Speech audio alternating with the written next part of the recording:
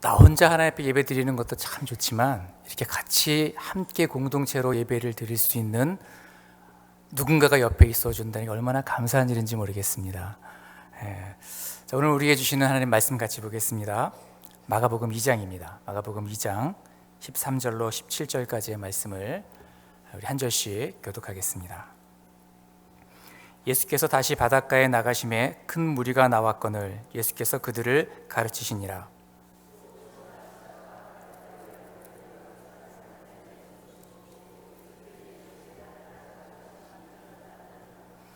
그의 집에 앉아 잡수실 때에 많은 세리와 죄인들이 예수와 그의 제자들과 함께 앉았으니 이는 그러한 사람들이 많이 있어서 예수를 따름이러라.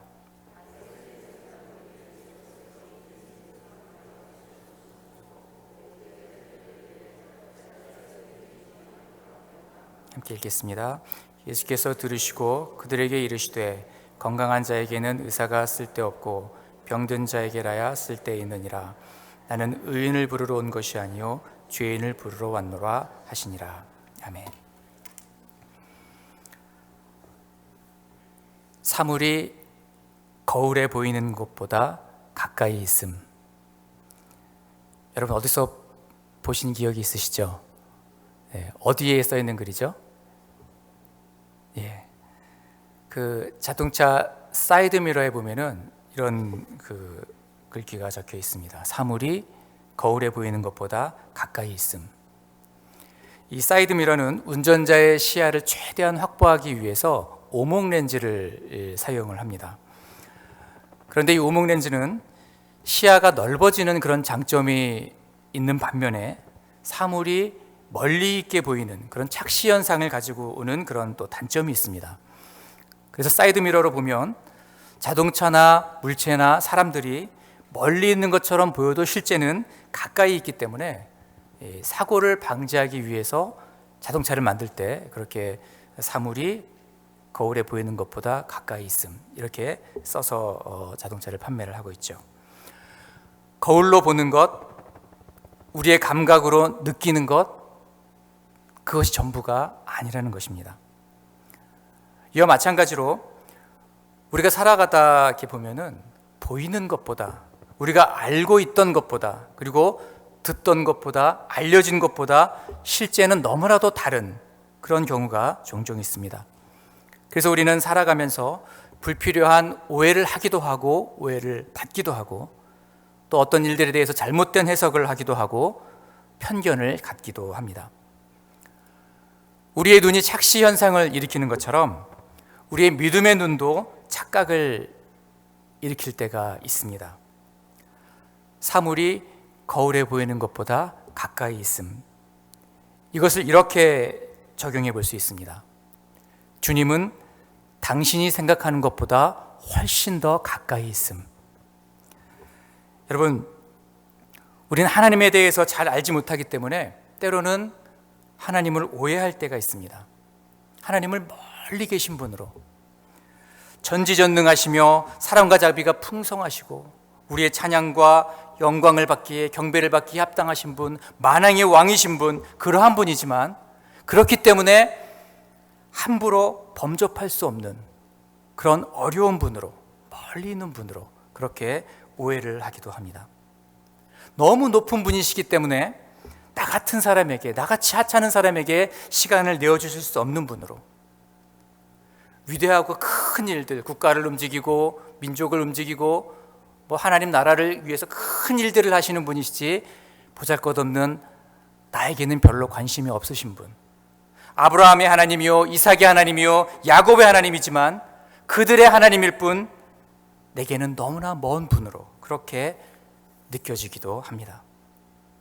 신학을 공부했거나 아니면 믿음이 아주 깊거나 기도를 많이 하는 사람들, 그러한 사람들의 기도는 하나님께서 쉽게 응답하시지만 그러나 나같이 믿음도 없고 거룩하지도 않고 또 죄를 밥 먹듯이 습관적인 죄악들을 계속해서 되풀이하고 있고 이러한 사람들의 기도는 아무리 대기표를 뽑아놓고 기다린다고 해도 나에게 순서가 오지 않을 거야. 그 앞에 믿음 있는 사람들이 얼마나 많이 있는데 그 사람들 다 기도 응답 받고 나한테는 순서가 오지 않을 거야. 그래서 기도할 엄두조차 내지 못하는 사람들도 있습니다. 그래서 간혹 어떤 사람은 저에게 이런 이야기를 합니다. 목사님은 하나님하고 친하니까 기도를 해도 응답이 되지만 우리 같은 사람들은 백날 기도해봤자 소용이 없다. 그러니까 나는 기도 못하니까 목사님이 좀 기도를 해줘라. 뭐 이런 부탁을 하시는 분들이 가끔 있습니다. 오늘 이 자리에는 오늘 안 오셨네요. 네, 그런 분들이 가끔 있어요. 그런데 여러분, 우리가 어떻게 생각하든지 상관없이 주님은 우리가 생각하는 것보다 훨씬 더 가까이 계십니다. 내 피부보다도 더 가까이 나와 함께 하신다는 것을 여러분 믿으시기를 바랍니다. 우리 옆에 계신 분들에게 한번 선포해 보겠습니다. 주님은 우리가 생각하는 것보다 훨씬 더 가까이 계십니다.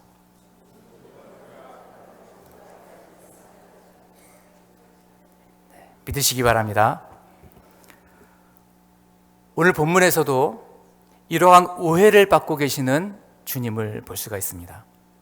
다른 곳에는 다 계셔도 그곳에는 계시지 않을 거야. 다른 사람은 다 만나도 그 사람만은 아닐 거야. 했던 그 자리에 주님이 찾아가셨습니다. 먼저 13절 말씀을 보시면 그 앞에 예수님께서 나병 환자를 고치시고 또 중풍병자를 고치시고 그리고 난 후에 다시 바닷가로 나가셨다고 기록하고 있습니다. 그리고 수많은 사람들이 주님을 만나기 위해서 나오자 그들을 가르쳤습니다. 수백 수천 명이 모인 대형 집회가 열렸습니다. 갑자기 많은 사람들이 몰려 나오고 아주 수많은 사람들이 주님의 말씀을 듣고 그 말씀에 또 가르침을 받는 그런 대형 집회가 열렸습니다. 짧은 공생의 3년 동안에 여러분 주님께서 얼마나 하신 일들이 많으셨겠어요.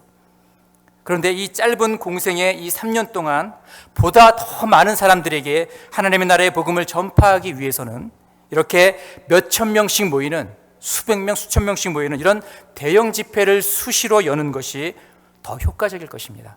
2박 3일, 3박 4일, 일주일씩 한꺼번에 아침부터 저녁까지 계속해서 사람들을 수천 명씩 모아놓고 말씀을 전파하시면 얼마나 많은 사람들에게 효과적으로 복음을 전할 수가 있었겠습니까? 병든 자를 고쳐줘도 이런 대형 집회에서 집회 가운데서 고쳐주시고 수많은 사람들이 보는 가운데서 이 일들을 행하시면 여러분 얼마나 입소문이 금방 나겠어요. 그 현장에 있었던 사람들이 병 걸린 사람들을 데리고 오고 친구들을 전도하고 여러분 부흥이 일어나는 것은 폭발적인 부흥이 일어나는 것은 아마 시간 문제일 것입니다. 그런데 주님은 보다 효과적인 일들을 놔두시고 이렇게 수천 명의 사람들을 모아놓고 말씀을 전하시는 이 일들을 놔두시고 오직 한 사람 알페오의 아들 레위를 향해서 가셨습니다.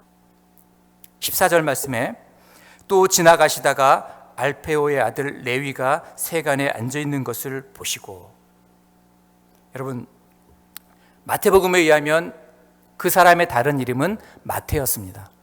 마태 레위. 그가 세관에 앉아있는 것을 주님께서 보셨어요.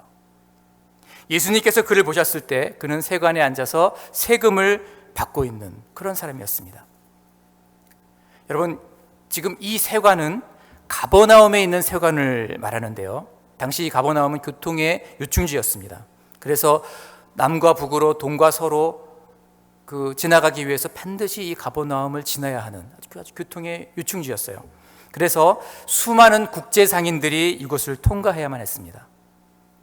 이 마태 레위는 유대인들을 상대로 해서 세금을 착취하는 그런 사람이기도 했지만 이방 상인들을 대상으로 해서 관세를 걷어들이는 그런 역할도 했던 사람이었습니다. 여러분 세리에 대해서는 많이 들어서 잘 알고 계시죠? 일반적으로 이 세리들은 로마를 대신해서 세금을 걷어들입니다. 그리고 그 세금의 70%는 로마에게 보내고 로마로 보내고 그리고 나머지 30%를 자신이 갚는 그런 삼칠제로 이 세금을 집행하는 그런 일을 하고 있었습니다. 그래서 자신의 몫을 더 늘리기 위해서는 수단과 방법을 가리지 않고 더 무거운 세금을 뜯어서 착복하는 그런 자들이 바로 이 세리들이었습니다. 그래서 유대인들은 이 세리들을 매국노요, 변절자요, 또 반역자로 간주해서 사람을 취급을 하지 않았어요. 벌레보다도 더 못한 그런 사람들로 여겼습니다. 더구나 이 세리들의 직업상 이방인들과 협조해야 되고 이방인들로부터 세금을 거둬야 되고 이방인들과 관계하는 일들이 많았기 때문에 더욱더 부정한 자로 간주가 되었습니다. 그래서 세리가 되면 법정의 증인으로 설 자격도 주어지지 않았습니다. 회당에서 출교가 되었습니다. 심지어 가족들로부터도 미움을 받았습니다.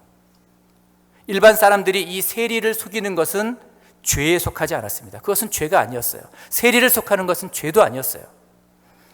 경건한 바리새인들은 이 세리들을 사람 취급도 하지 않았을 뿐만 아니라 이들과 함께 식사를 하는 것은 혐오스러운 일로, 그래서 죄악으로 그렇게 간주를 했습니다. 또 유대인들은 절대로 이 세리들에게 자신의 딸을 주지 않았습니다. 그래서 세리들은 결혼도 쉽게 할 수가 없었어요. 세리들이 장가를 갈 수가 없으니까 자연히 창기들과 어울리는 일들이 많아졌고, 그래서 성경에서 이 세리들을 언급할 때 보면은 항상 세리와 창기들이 같이 이렇게 언급되는 것을 우리가 자주 볼 수가 있습니다. 한마디로 이 세리들은 절대로 구원을 받을 수 없는 죄인이었고, 그들과 함께 있는 것 자체가 범죄 행위로 간주되는, 그렇게 철저하게 버림받고 외면당했던 그런 죄인 중에 죄인, 그들이 바로 이 세리였습니다.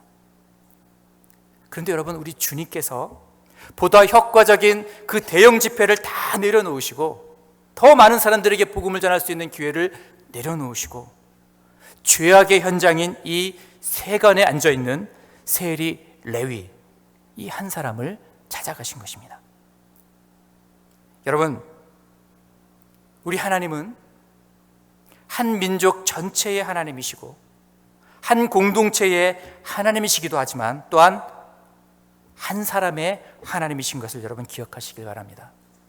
집단으로 묶어놓고 한꺼번에 통틀어서 말씀하시고 단체로 통틀어서 그렇게 우리를 바라보시고 마치 감독관처럼 맨 앞에 앉아서 일대 다수의 관계로 그렇게 우리를 대하시는 분이 아니라는 것입니다.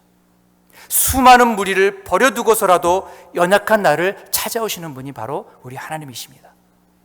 여러분, 한 사람 한 사람, 나 한 사람 바로 앞에 앉아서 나를 바라보고 계시고 나만을 바라보시고 나만을 위해서 말씀하시고 마치 나만을 자랑하시는 것처럼 그렇게 나를 찾아오시는 분이십니다. 여러분, 주님은 우리가 생각하는 것보다도 훨씬 더 우리 가까이 계십니다. 아니, 이미 내 안에 들어와 계십니다.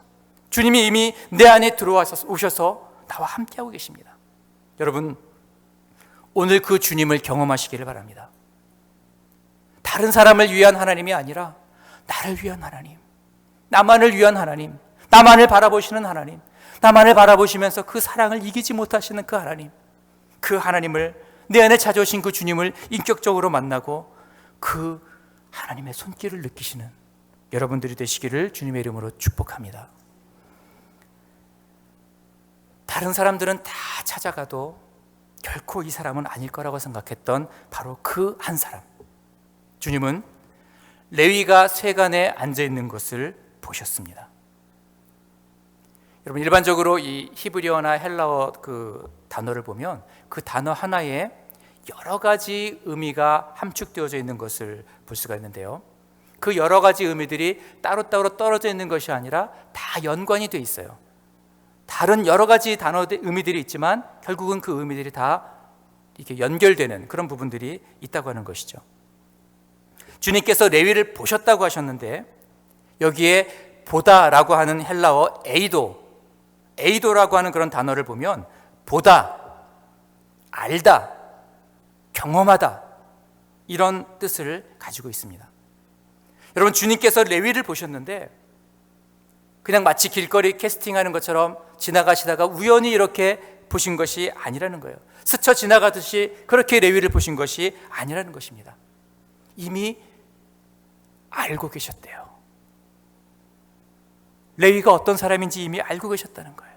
그리고 소중하게 주의를 기울이면서 존중하면서 이미 체험해서 알고 있으면서 주목하여 보았다는 의미가 이 에이도라고 하는 그런 단어에 담겨져 있습니다. 여러분, 주님이 레위를 찾아가서 만나셨는데 그가 어떤 사람인지 이미 알고 계셨다는 거예요.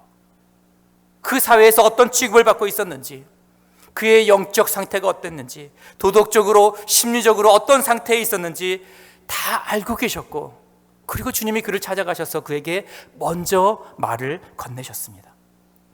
처음부터 의도적으로 레위라고 하는 한 사람을 목표로 눈을 고정해서 떼지 아니하시고 주목해서 온 마음을 기울여서 애끓는 심정으로 그를 바라보았다라고 하는 의미가 이 단어 에이도라고 하는 이 단어 하나에 다 담겨져 있다는 거예요. 주님이 그렇게 레위를 찾아가셨습니다. 사랑하는 성도 여러분, 지금 그렇게 주님이 여러분들을 찾아오셨습니다. 그리고 에이도, 나를 누구보다도 더 잘 알고 계시는 그 주님께서 마치 나 한 사람을 목표로 하신 것처럼 나만을 바라보시고 그렇게 나를 목표로 찾아오셨습니다. 여기에 있는 모든 사람들을 한꺼번에 그렇게 단체로 그렇게 바라보시는 것이 아니라 이 앞에 서셔서 여러분들 이렇게 하나로 다 묶어서 이렇게 단체로 바라보시는 것이 아니라 오직 나를 향한, 나만을 향한 그 눈을 고정해서 떼지 아니하시고 주목해서 온 마음을 기울여서 나를 바라보고 계신다는 거예요. 지금 이 시간 어느 누군가의 하나님이 아니라 오직 나의 하나님으로 그렇게 바라보시고 계시고 그렇게 사랑하고 계시고 그렇게 나를 깊이 만나기를 원하고 계신다는 것입니다. 여러분, 왜 그렇습니까? 우리에게 그럴 만한 자격이 있습니까? 주님이 우리를 그렇게 대우해 주셔야 할 만한 그러한 믿음을 가진 자입니까? 우리가 오늘 성경에 나와 있는 레위보다는 낫기 때문이라고 우리가 말할 수 있습니까? 레위보다는 낫기 때문에, 그래도 그 사람보다는 낫기 때문이라고 우리가 말할 수 있습니까?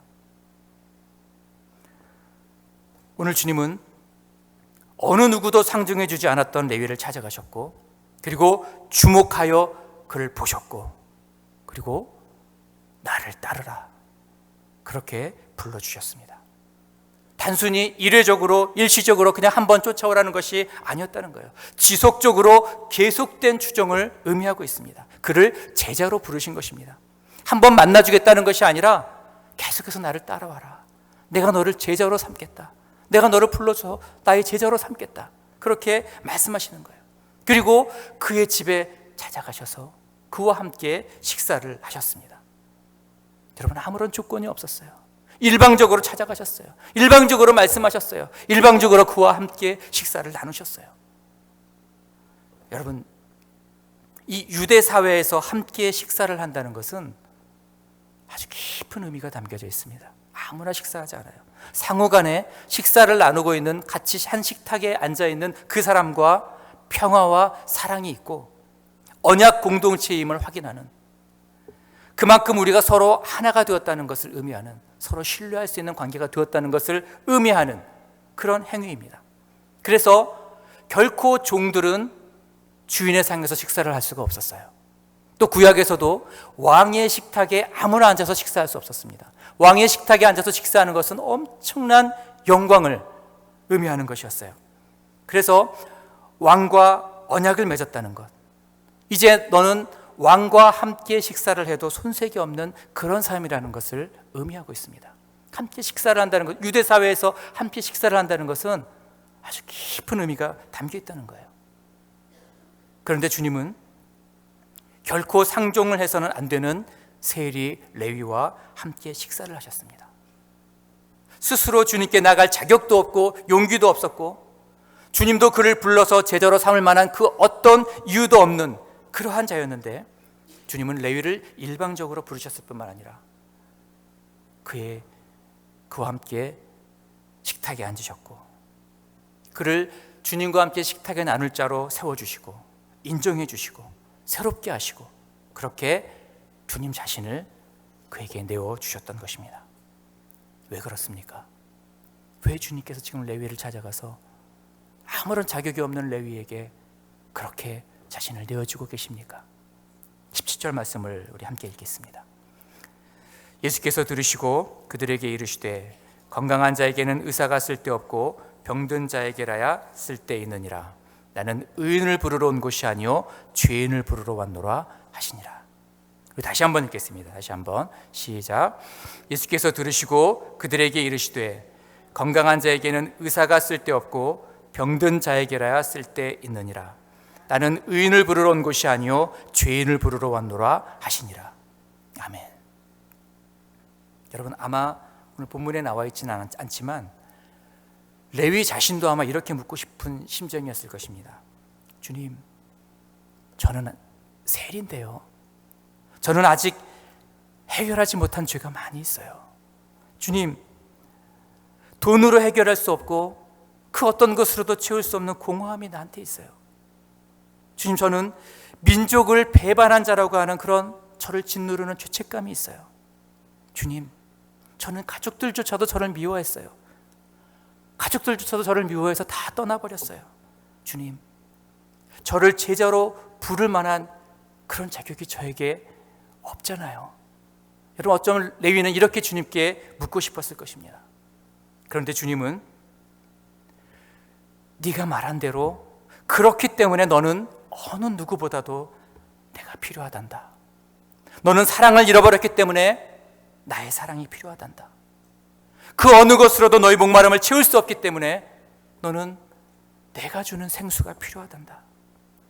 너는 이 세상 그 어느 누구보다도 내가 필요한 사람이고, 그리고 나는 너를 부르기 위해서 이 땅에 왔단다. 레위에게 그렇게 말씀하셨을 것입니다.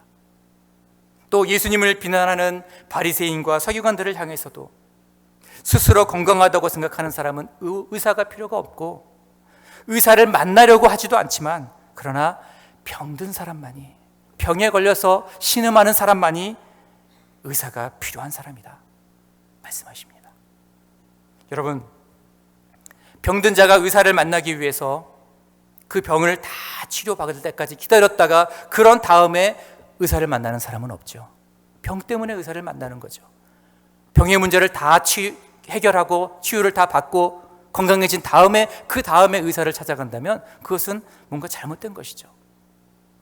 마찬가지로 죄인이 주님을 만나기 위해서 그 죄의 문제를 다 처리하고 그리고 의인이 된 다음에 만난다는 것은, 그리고 난 다음에야 주님께 나갈 수 있다는 것은 있을 수가 없는 일입니다.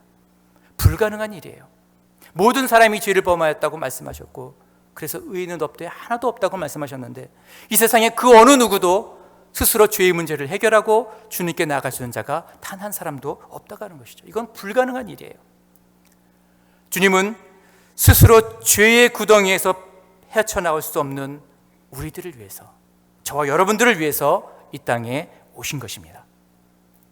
가끔 전도를 이렇게 하다 보면은 술, 담배 문제가 해결되지 않아서 나는 교회에 나갈 수 없다, 이렇게 얘기하는 사람이 있습니다. 아직 교회에 나갈 만큼 착하게 살지 못해서 안 된다, 이렇게 말하는 사람들이 있습니다. 그러나 오늘 주님은 나는 의인을 부르러 온 것이 아니라 죄인을 부르러 왔다고 말씀하고 있습니다. 그렇기 때문에 주님이 필요하다고 말씀하고 있습니다.